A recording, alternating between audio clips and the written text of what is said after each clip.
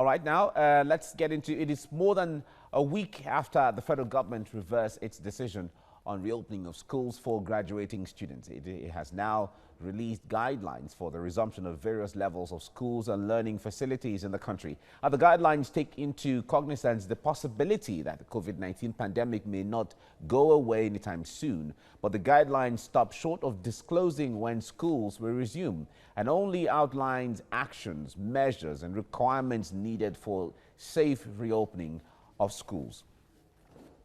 Joining me in the studio now is Olukayode Salako, founder, managing proprietor of Bosworth College International. Nice to have you join me this morning. Yeah, good morning. And the COVID-19 has kept us away for so long, but it's good to see you, really. Thank you very much. Now talk to us basically, the reopening of schools. Nigerians had hoped that schools were going to resume, and there were a lot of mixed feelings. There were comments. Some said it was too early because you're talking about students, you're talking about children getting involved. Others are saying, well, children being at home, the time is being wasted where they're not doing anything. But you are a proprietor. Share with us basically what is going on with the resumption of schools and what is your perspective? Well, thank you. This is my own perspective. I want to ask myself this question first. If I believe that COVID-19 is real in Nigeria, because you see, you have to first of all look at the issue of the coronavirus pandemic spread in Nigeria. If it is as dangerous as the situation is making us to believe it. So if I believe that coronavirus is real, then I am going to be realistic with myself to want to be on the part of the government. But if I believe that it is not real, that is a ruse, the government is just inconveniencing lives, just giving people problems by locking down their businesses and all of that, then I am going to be on the side of those who believe that it is not necessary to continue to lock down the school system in Nigeria. Not only the school system, mind you, a lot of systems are still under law. Religious and the hospitality people in the hospitality industry are also feeling the pinch. Well, but for the school system, since I believe that coronavirus is real, because the white man says seeing is believing. I have seen it where it has killed people. There are about 10 people that I personally know in the UK and here in Nigeria that have been killed, allegedly killed by coronavirus. So, if we have to tell the children to go back to school, we should all remember that every child, every student leaves a family to go and converge with others in the school. So every student or every child represents a family in the school. So, which means if coronavirus is still real in Nigeria and it is still spreading as actively as the NCDC wants us to believe it, because I look at the figure that was rolled out this morning, almost about 570 something new cases. If it is true, then if a child contracts coronavirus in the school, that child is taking it back home to infect his family. So if a school, say a school of about 500 students, contract coronavirus, almost all the students in that school contract coronavirus, which means about 500 families are going to be infected. Exactly. So and if you multiply that by other members of the family, that is where it's going to be. It's a spiral. Because it's a spiral there effect. There are schools everywhere. All right. So Olukayode, because of time. That is from my own perspective. Yes, because of time, we're going to take a pause here. Okay. And then this discussion is going to continue as we get along. But we thank you so much for your time on the program. Thank you. Thank you very much. All right, thank you.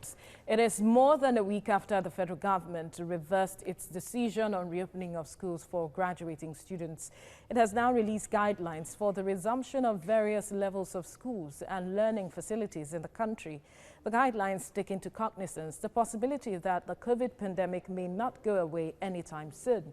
But the guidelines stop short of disclosing when schools will resume and only outlines actions, measures and requirements needed for safe reopening of schools.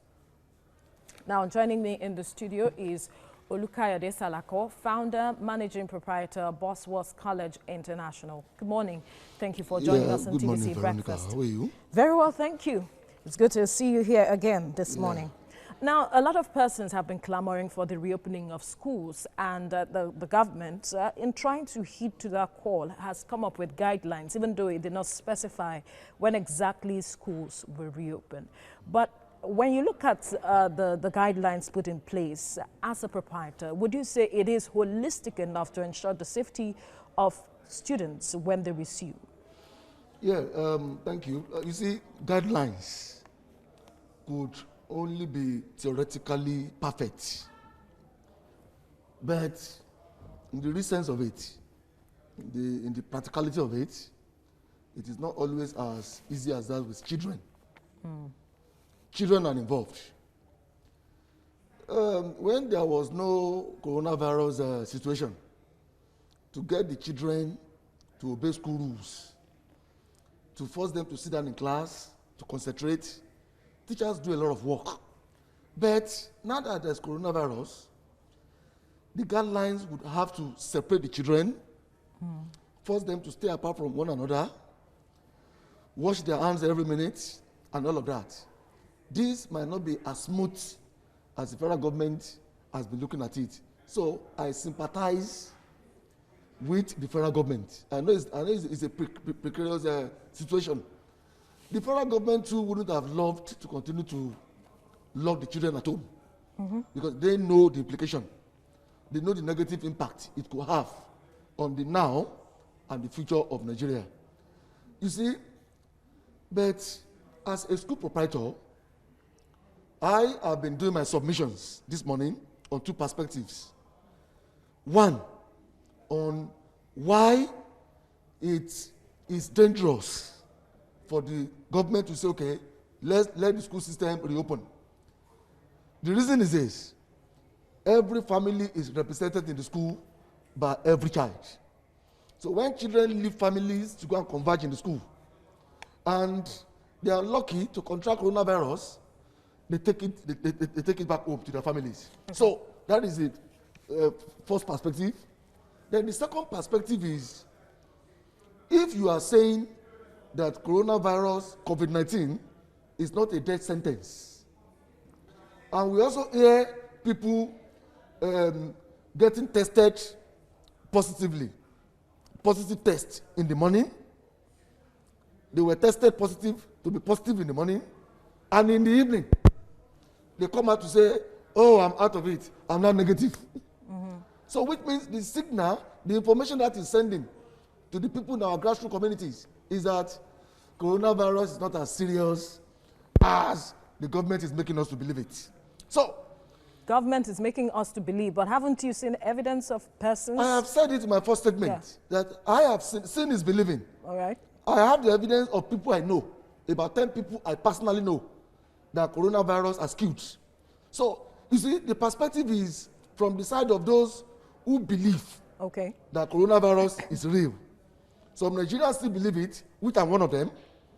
But there are some Nigerians, many Nigerians, who feel is the rules. All right, now that the government is just let's trying focus, to create a fear. Let's focus on the on the issue, because children are involved, here, and their safety is vulnerable. paramount, and they are vulnerable as well. So if we are to strike a balance to ensure, okay, that perhaps they do not lose that education, that system, the years that is supposed to be imputed into their education, and also ensure their safety, can we strike a balance? Is it possible? Yes, life is more sacred. I wouldn't want to be a selfish school proprietor. Yes, I want to continue to run my business and make my money and my living.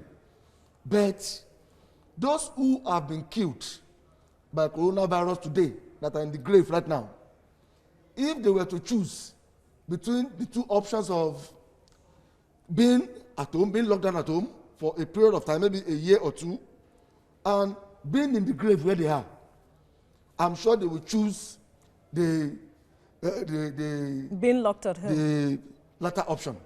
You know what I'm saying? Sorry, the former option. So, children are not easy to control in school.